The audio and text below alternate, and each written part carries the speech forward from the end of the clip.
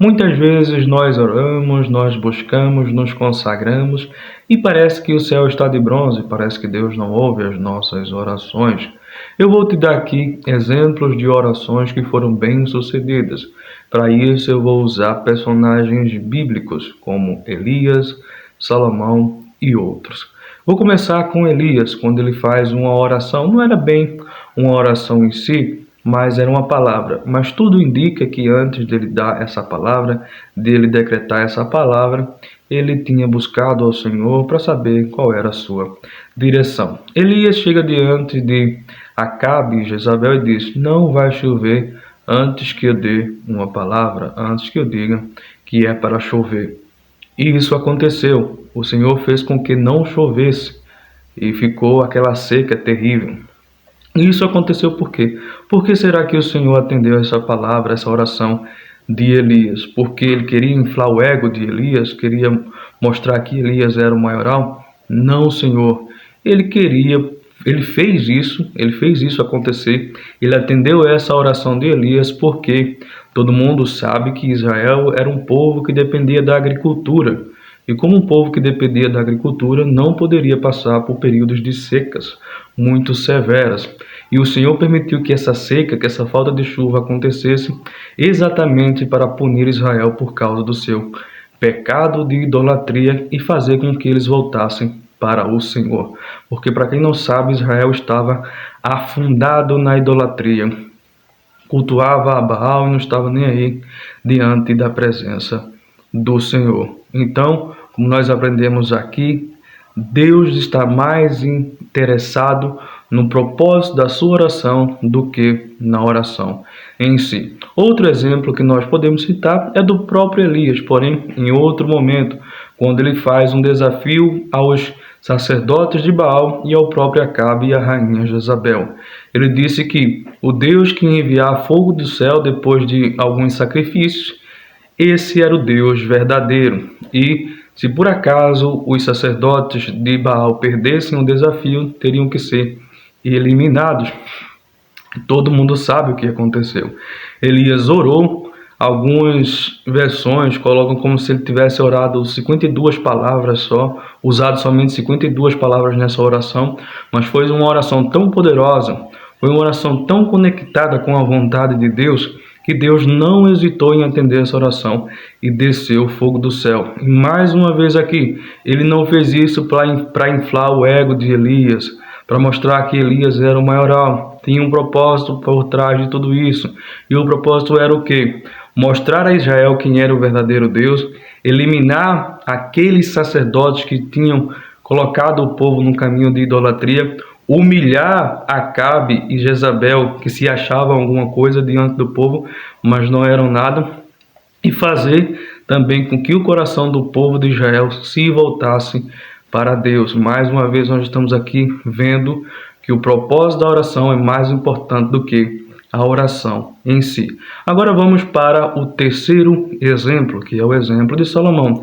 Salomão constrói o templo, um templo muito bonito, muito bem arquitetado, todo no ouro maciço, bronze, prata, tudo era muito bem feito. Porém, não adiantaria de nada Salomão ter construído o templo se o Senhor não aprovasse. E como que ele faz para receber essa aprovação do Senhor? Ele começa uma oração longa, que se você for ler, uma oração com mais de 30 versículos, praticamente por aí. E é uma oração muito bem feita, muito bem redigida, muito bem dirigida, com um propósito, com direção. E a direção era: eu quero ver a tua glória se manifestar aqui, Senhor. Eu quero receber a tua aprovação. Eu quero saber que tu estás aqui conosco. Eu quero a tua presença aqui. E o Senhor desceu a sua presença diante daquela casa. Fez com que a glória ali do seu nome fosse mostrada para o povo de Israel. E o propósito aqui era fazer o quê? Era mostrar que Deus era o Deus Todo-Poderoso, que Deus estava ali, naquele lugar, que os israelitas podiam ir até aquele lugar para buscar a sua face e para o adorar. O último exemplo que eu queria usar aqui é o exemplo de Pedro. Pedro, quando foi preso pelo Império Romano e foi colocado ali numa cela escura, a igreja começou a orar. a igreja se reuniu, a igreja começou a clamar ao Senhor: Senhor, atenda a nossa oração, nós precisamos de Pedro. E o Senhor atendeu a oração da igreja. O Senhor precisava muito de Pedro ainda para pregar o evangelho, para converter pessoas, para fundamentar ali os passos da igreja. E Pedro não podia morrer naquele momento. Então ele foi lá e libertou Pedro depois que enviou um anjo àquela cela que ajudou Pedro a sair daquele lugar. Porém, o mesmo não aconteceu com Tiago. Tiago foi preso, a igreja orou e, infelizmente, já tinha acabado ali a missão de Paulo, de Tiago, e ele voltou para o Senhor. Então a gente também tem que não só estar atento ao propósito da oração, como também estar atento à vontade do Senhor. Se o Senhor estiver com vontade de fazer com que a sua oração se faça acontecer, Ele vai fazer. Porém, se não for da vontade do Senhor realizar o seu pedido, não vai acontecer. Mas como que eu posso ter essa sensibilidade para saber o que Deus quer ou não? É simples.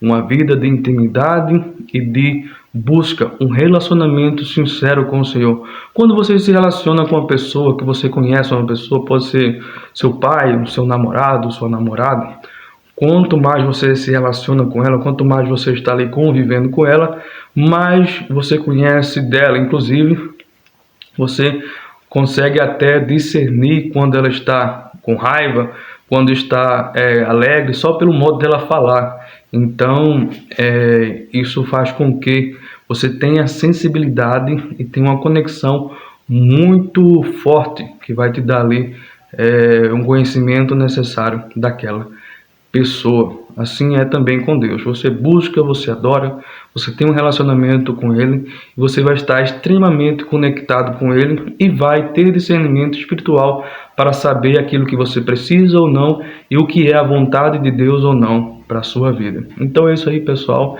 Espero que vocês tenham gostado do vídeo e até a próxima.